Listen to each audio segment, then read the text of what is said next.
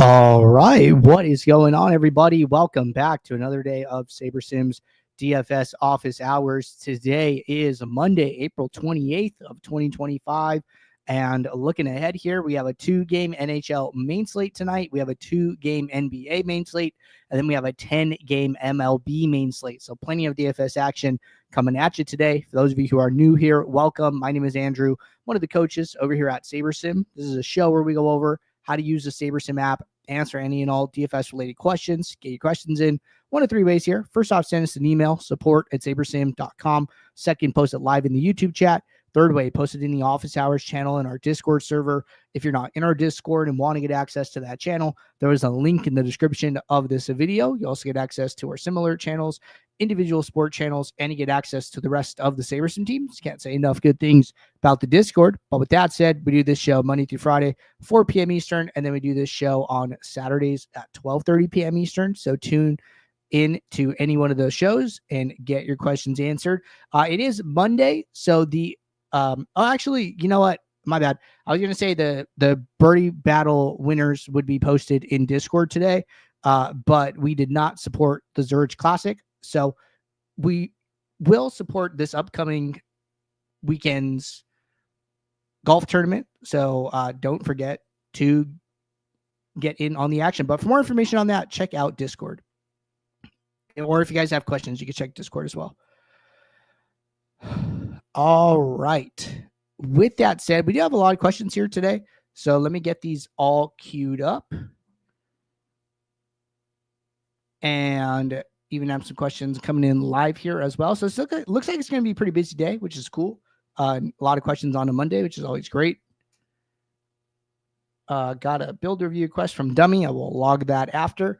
But I think we have all the questions in the queue at the moment. So we're just going to start from the top down and get going from there. So first question today, this one actually came in from support. Hello, when there is an injured/out player in your built lineups, I understand we should do a quick swap and then upload those new lineups to lock them in. But do you recommend rebuilding the lineups if we have time as well? Or does the quick swap feature automatically reanalyze and rebuild all the lineups with the players ruled out? Okay, good question. So we have two swap tools in the app, okay? The first one is the quick swap tool, which is this lightning bolt over here. Basically what it does, it looks in your projections or it looks in your CSV, it looks in the contest tab of your exposures. And if any of the players there have a 0 projection, it lights up. So in this case, a 0 projection indicates to the builder, hey, there is an out player in your lineups. That is when the lightning bolt will light up red. And then it will tell you, hey, you need to, remove this player from your lineup, or else, you're probably going to end up with a 0. Oh, actually, I said it was a 10-game slate. That's actually tomorrow. Looks like we have a 6-game MLB main slate today. So my bad on that one. But anyways, getting back to this.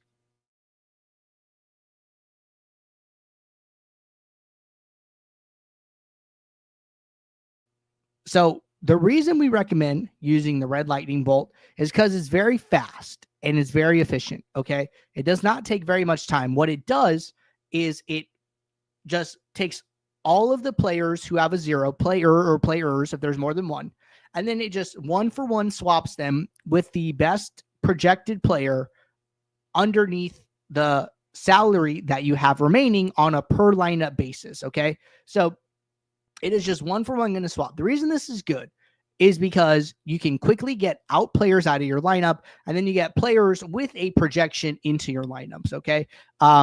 We're actually working on some really cool updates to quick swap and things like that, but quick swap in the form that probably most people are familiar with will just get you projected players who are actually going to play. That is always going to be better than having a 0 in your lineup. At least those players have opportunities to get fantasy points, okay?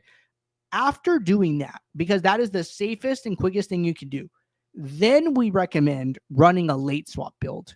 Now, late swaps take a little bit longer, which is why we recommend the quick swap first. You'd be like, hey, do a quick swap, at least get these players out that get the players that are out of your lineups, get players that are into your lineups, and then re-optimize them, right? And then get back to all the correlative factors, the stacking, your rules, any filters, any exposures you wanted, right? Let's do that secondarily, right? So that's kind of the workflow that we recommend. Quick swap first, then late swap. Quick swap, just to be clear in regards to the question, is not rebuilding all of your lineups. Late swap is. So when you say, do you recommend rebuilding lineups if we have time as well? Yes, absolutely. We do recommend that. Quick swap is not reanalyzing and rebuilding lineups. That is not true. So quick swap first, then late swap. And then what I normally recommend is carrying over your settings in late swap. So what that looks like, if we go over to our late swap tutorial,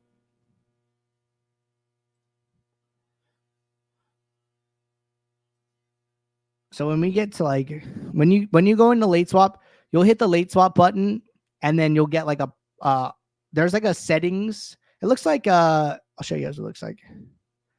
Late swap looks like this now.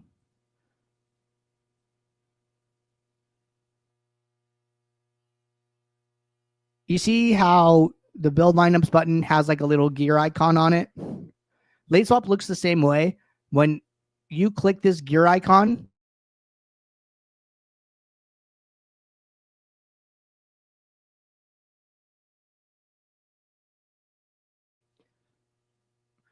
when you click that gear icon, you're going to get like this pop up here. Okay.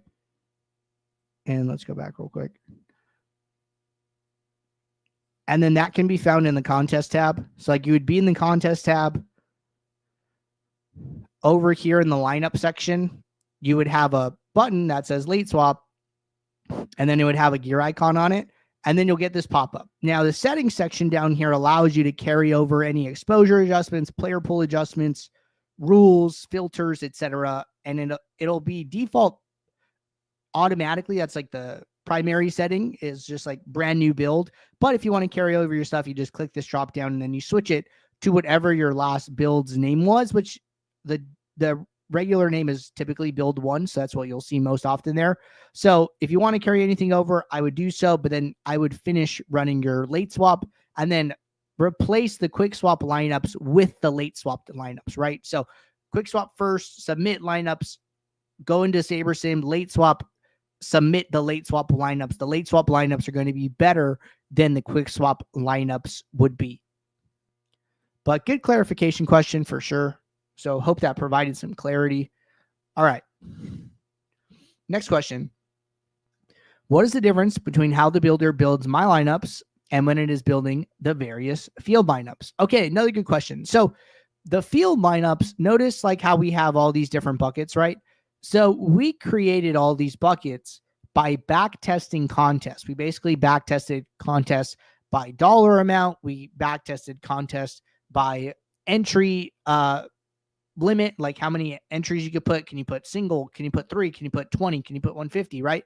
And then we found similarities between all the contests, grouped contests together, and effectively created kind of like parameters for like, hey, we think that based on our back testing, this contest plays kind of this way. These other contests play that way. That leads to the differences in the field lineups. The other thing is that I'm almost positive we use optimizer mode for our field lineups. So the field lineups have a lot more built-in parameters based on stakes and based on entry limit than your regular lineups do, right? Your regular lineups do not have these parameters, and we are also using sim mode. So those are the biggest differences there. A lot of back testing goes into creating the field lineups, and then we do update that back testing. Like I think recently we used to have a winner take all bucket, but then we were testing and we're like, you know what? We don't really think this winner take all bucket is like all that useful. Let's remove it. And then let's switch satellites to like one of these other options. So our team is like always, around and paying attention to those kind of things. So we're very happy with the state of the field lineups at the moment. All right. Keeping it rolling. Apologies in advance. This is a long one. No worries.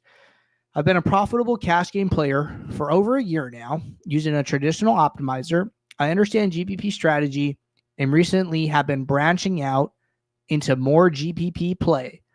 And I've even taken down a quarter jukebox or two. I've watched a lot of your content and understand the SaberSim profit plan.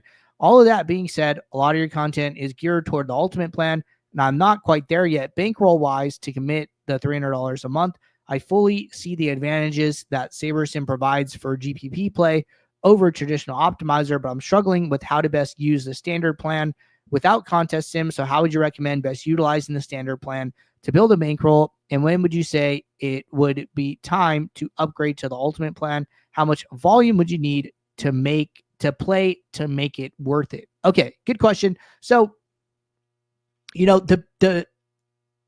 for me, right, there's a couple of key differences between standard and ultimate, right?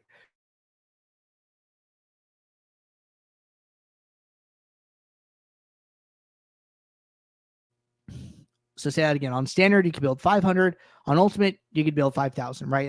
That's primary number one difference. Number two difference is that on standard, your primary sorting metric is Saber score. On ultimate, your primary sorting metric is the contest sim ROI. Okay. There's a lot of other like bells and whistles, like nice to have things, uploading projections, downloading projections, custom metrics, this, that, and the other, right? But in a simple version of it, I think those are like the two kind of highlights that you got to be aware of between the two. Now, as far as like workflow goes, I don't think your workflow is actually that different because, a lot of your steps are the same, right? You come in, you set up you have your number of lineups, you have your min-max salary, you can change these if you want. You have your filters, you have your rules if you want, right? All of these are like at your disposal. You make your two adjustments to projections and you click build, right? You could do this on either plan, okay? Now, the big difference is how you sort the lineups, right? Building the lineups is actually the same. There's no difference in building the lineups between standard and ultimate. We are using the same sim database. We are randomly sampling the sims the same way. The only difference is the ultimate plan gets more lineups to sample and rank and fill from, where on standard you have less. Okay. So the process is the same, but the quantity you receive is different. All right. So that's the one difference here, but same sim process. And then the second thing is that when you get into the post build, you would have Saber score, right? Other difference is that you would have ROI. So the only difference is those are the two differences that I'm pointing out, right? Okay, the number of lineups and then your primary sorting metric, okay? This is taking the same, in this case, 500 lineups and just sorting them differently. When Saber score, you're sorting them another way, right? So like if we use large slate, 10K to 50K Saber score, and like, for instance, we go and we look at our pitchers, right? Okay, well, with Saber score, our top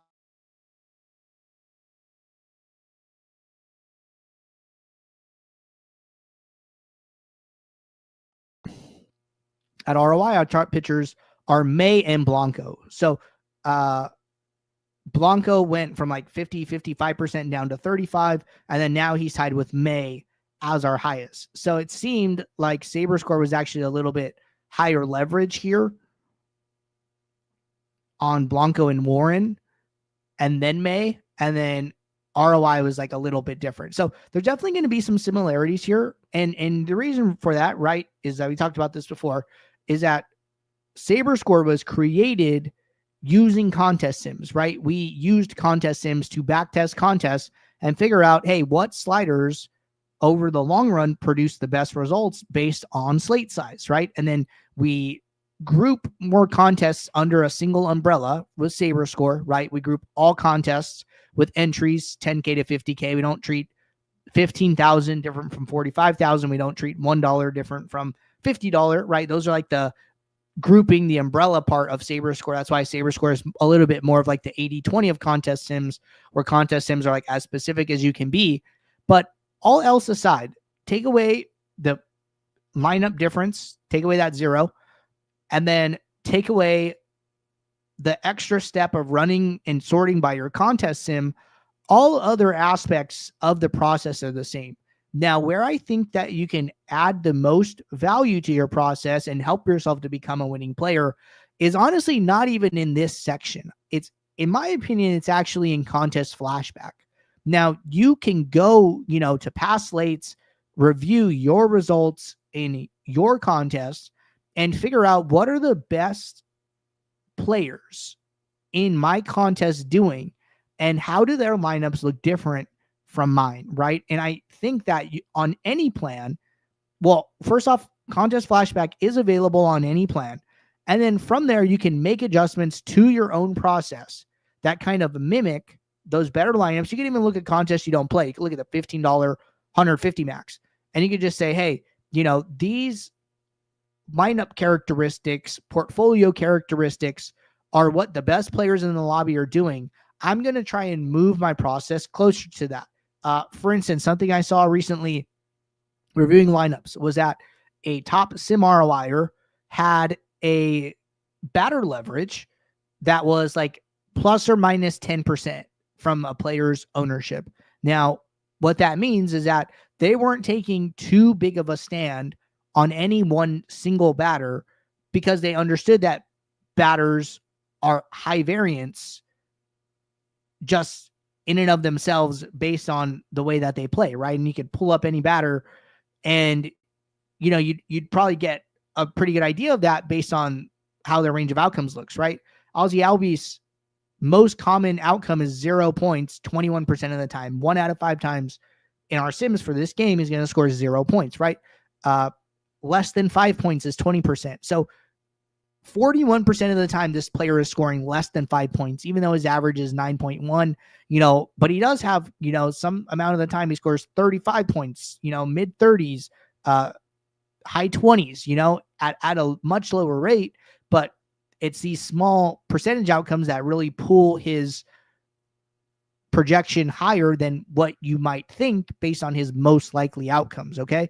So this tells you batters are high variance. So, that leverage makes a lot of sense, right? Batters are really high variance. It's really hard to know what batter is going to have a great day. Let me have some leverage. Let me not have too much on any of these guys and take shots elsewhere, maybe on pitchers, maybe I'm going to focus on my stack types. Maybe I'm focused on my team stacks, things like that, right? So that's just one idea from something I saw from a top sim ROI player. You can do that even on standard plan, right? You can do that on any plan. So I think that, really, really diving deep in contest flashback and studying winning players is a phenomenal thing that you can do to help draw up a process that can work even if you don't have access to contest sims. So that's what I'd be thinking about. That's what I would be doing. But all in all, those are two primary differences between the two different subscription levels. As far as when to upgrade, it always kind of depends on, I think this is how I'll tell some people, give them an analogy. I think that you should start on starter, right? That's what it's called. It's called DFS starter. If you never played DFS before, probably a good thing to go try starter and get a feel for it. Create a winning process on starter. And then once you have a winning process, once you start to, bring in some money, then you're like, okay, I have enough extra bankroll here that I think it's worth it to upgrade to ultimate. That could be at very, very different points for different people. So it's hard to say. But the point is that you don't want to upgrade your subscription and the cost of the subscription feels like a stretch. The cost of the subscription feels like it is diluting your enjoyment of playing DFS and of using the tool, because you're like, oh my God, if I don't win $300 by the end of the month, I'm going to have to cancel. I'm going to have to downgrade. If you're in that boat, then you're probably upgrading too soon. You should probably, go back to starter and stay there for a while. But, if you can get a winning process and get these aspects correct, then you upgrade. And then the other important part is don't throw out everything you've been doing that's helping you win. You need to figure out, okay, well, how do I take what I've been doing that's working and combine it with these upgraded tools and just continue to elevate my game. I've seen users do this. Like when we first started contest sims, like, hey, I used to be a winning player and then contest sims got released and I switched and now I'm losing. It's like, well, if you were winning, you shouldn't throw away everything you've been doing just because this, new shiny feature like got released. You gotta figure out how to combine it with what is already working. And sometimes that process can be slow, right? Sometimes you want to play, I know we say like, hey, play like 2.5 to 5% of your bankroll. Start lower than that, right? Start with like 1%. Start playing one lineup. Jordan used to talk about this like a lot when he would do office hours. He would say, when you're on a downswing, like scale your playback and just say, hey, today I'm going to build one lineup and I'm going to build one really good lineup. And then you go and you look in flashback and you're like, hey, how did this lineup do? Okay, this was a good lineup, right? Now I'm going to try and build 3 good lineups. Now I'm going to try and build 10 good lineups, and you scale your way back to the volume that you want to play at. But you start with like, can I build one good lineup? And then you just iterate on that process until you get back to the size and scale that you actually want to be at. So I always like that idea. Definitely helps me out from time to time. Something that I'll do if really struggling. So hope that helps. If there's any follow-up, let me know. But those are like the major aspects that I felt were like important to cover here. All right. Where were we?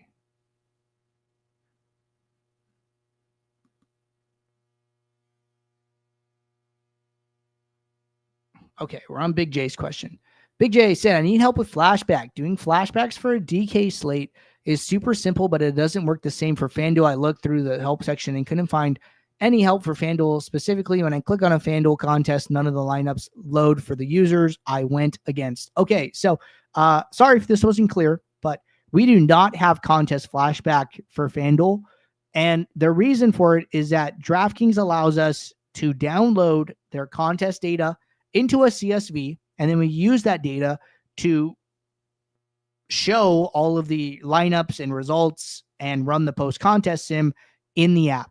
FanDuel does not allow us to download their contest data, unfortunately, so we do not have the same capability to provide the same tools and show the lineups and run the post-contest sims on FanDuel as we can on DraftKings. So right now, contest flashback is not available for FanDuel. All right. Keeping it rolling. When building lineups on the standard plan and doing very minimal adjustments post-build, only having a 500 lineup pool is their worry for lineup duplication. Okay, so you should think about lineup duplication on a more of a sport and slate type kind of framework or like mindset. So it's not like, hey, I'm playing baseball.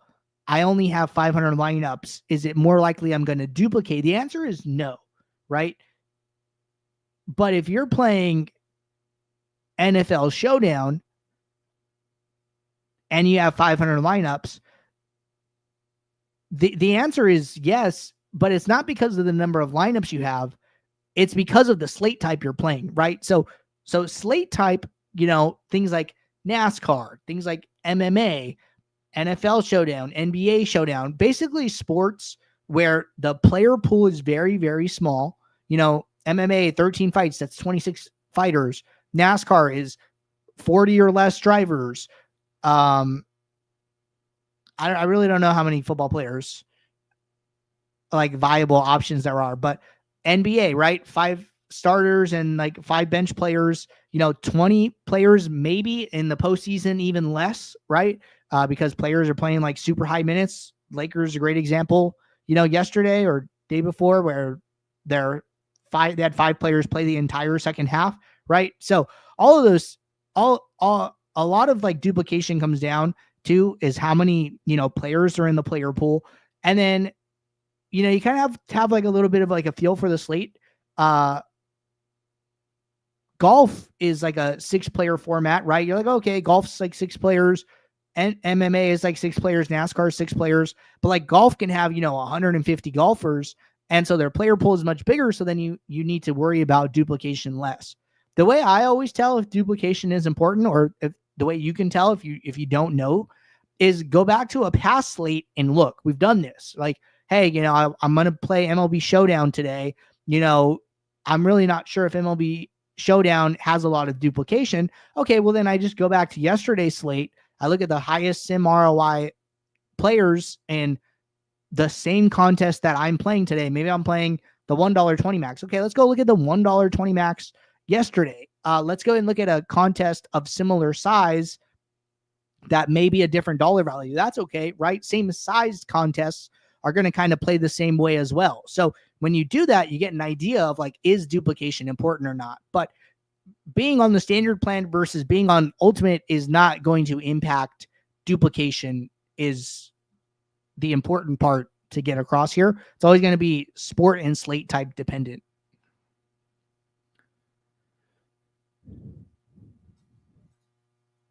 All right, next question. During late swap, SaberSim uses the actual parts of lineups that are known about the field. But what does it do for the rest of the lineups which aren't known yet?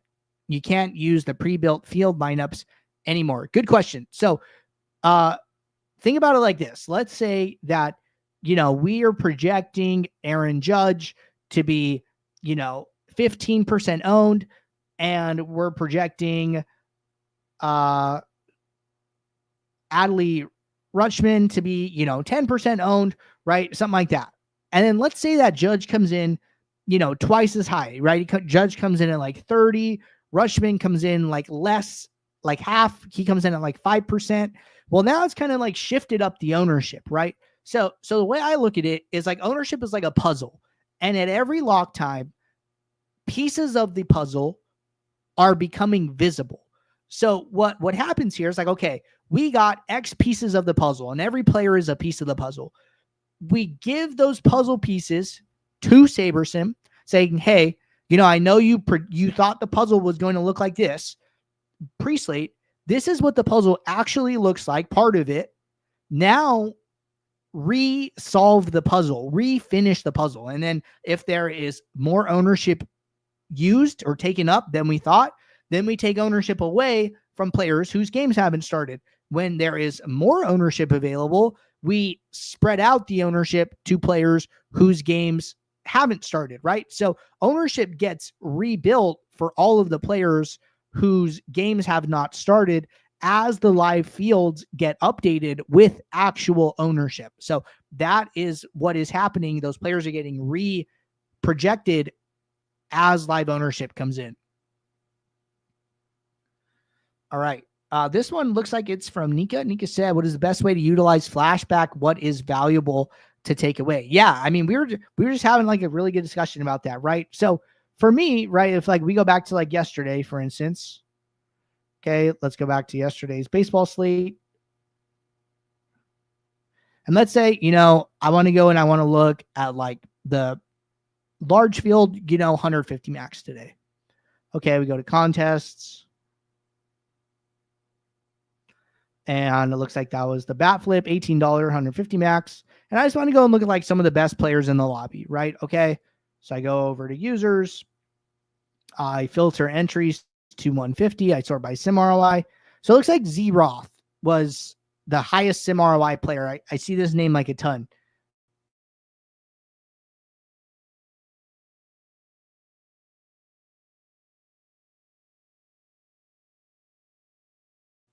Leaderboard will filter down here. I could open up the projections and look into his exposures. We'll get to that, right? But then maybe I just want to look at like some high-level stuff. So average salary is like 49.3. I could compare this with like other users here. Where kind of is everybody? We see a little bit of a range. We see 49.3. We see 50K. We see 48.9. Users are spreading it out a little bit here, but kind of staying like above 48.5. So like, I think the default salary is like 48,000. Maybe I bump that up a little bit. Maybe I'm like, hey, I want to do, 48.7, right? We've just taken away something from flashback, and we've noticed that the highest salary sim ROI lineups are usually above 49K. There's one outlier here that's below. So then maybe I set my minimum to 49K. That is a simple takeaway that we could do here to help our lineups. Okay. And then the other thing is that we see like sim average scores for 97, 94, 99, 92, 92, 94. So like there's kind of a big range here, right? We see 91 to 99. So that tells us like, hey, you can kind of get wide with your projection here, and we don't need to like value projection so significantly. That does make sense in like a high correlation sport like MLB. So we've determined that like salary, we could probably raise from the default. Projection matters, but doesn't matter so much. There's like a really big range here. And then we go and look at Z-Ross lineups, right? Okay. Well, what kind of stacks did he primarily use? All right. So he does allow some 3 stacks, even some 2 stacks in here, right? Let me remove my face. So I'll even allow some 2 stacks. There is, 2 lineups out of the 150 that are a 2-2-2 or 2-2-2-2. This is kind of like the idea I talk about where it's like, the odds of you winning this contest are, less than 1% if you have lineups, stack types that are coming up, 1% of the time.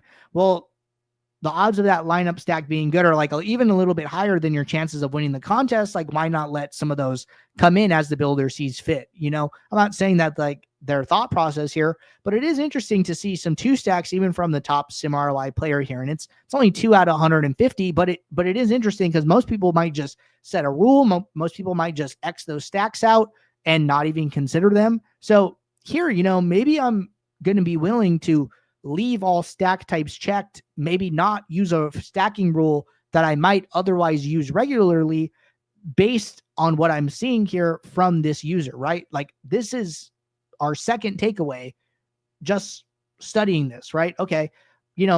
Most of their stacks are still 4s and 5s, all their 1, 2, 3, 4, 5, 6, 7 of their top 8 stack types are all a 4 stack or bigger. So, playing mostly the good stacks, right? But letting some of those smaller ones sneak in there. So you could just look in your stacks like, hey, am I mostly seeing 4s and 5s, right? You run your build, you go to stack exposures, you sort by exposure. Like, hey, am I mostly seeing 4s and 5s at the top? Maybe I'm seeing some 3 stacks up here, okay? Maybe I don't want to play that many 3 stacks, right? Like, that is another takeaway that you can make, is that I'm okay playing some 3 stacks, but I definitely don't want them to be like the highest leverage or like my most exposed stack, right? Okay, another takeaway right there. We come in here, okay, how are they handling projected runs, right? We sort by runs. They're getting to some, like they have double-digit exposure to like all of the top stacks, taking a big stand on like a team kind of in the middle. And then they're even getting some exposure to like some lower exposed stacks as well, right? So stack exposure looks very, very spread out here. Okay. And then, we can look at their pitchers, right? Okay. I like to sort by actual own. Like, hey, how did they handle the highest owned pitchers? Okay. It looks like they got over the field on Joe Ryan, on Scooble. They didn't get too weird with any of these lower projected pitchers. So pretty kind of straight up with pitchers. We can even look at like value, right? The highest value pitchers are like still those highest owned ones, kind of normal here. I don't see anything too weird. Like, I'm looking at this leverage column, plus or minus, nothing in the double digits except for those 2 high value pitchers, high owned pitchers they got over on. And then we go to batters, and they have some double digit exposures. Like we saw like the 42% Houston. Okay, we can expect some high ownership, some high exposure to them, some high leverage. They clearly took a stand on them. But other than that, nothing too crazy. So I think I learned more from like the stacks. I think I learned a little bit more from the pitchers here about, maybe I need to focus on like the high value pitchers and then, let the builder have its way with like some of the lower value pitchers. Maybe I need to rethink my willingness to play all types of stacks. Maybe I need to adjust my minimum salary, right? Those are all things you can take away from Flashback. And then you could do this process, do it for more than one player, right? Okay, hey, Too Easy here was the 3rd highest sim ROIer Yet they actually won, right? They turned a approximately $25,000 profit. Not only are you studying a high sim ROI player, you're studying somebody who came in probably second place in this contest. So now you're studying, somebody whose lineups actually won money too, right? Go look at their lineups. Do this for 3 players. Do this for 5 players. Do this for players right? So there's a bunch of different ways you could, break this up this way and that way. But that is how I would be using flashback to learn and to make adjustments to my own process. And not only does this, serve, like Nika's question, this serves the previous question of like building winning processes on the standard plan. Everything we just talked about can be applied, and you don't need to use contest sims to do so. So that is what I would be, doing on day-to-day basis, week-to-week basis. Maybe you study on Wednesdays, maybe you study on Mondays and use that process for the rest of the week. And then you come back next Monday and, you kind of batch your reviews, or you just see how things are looking this week, right? So that's what I would be doing here, trying to utilize flashback in multiple different ways. All right. A lot of good questions today. I think we're all caught up here in both the Discord and the different chats here. Appreciate you guys tuning in. I will be back tomorrow, 4 p.m. Eastern, for our next show. So until then, everybody, take care. Good luck. Thanks. Bye.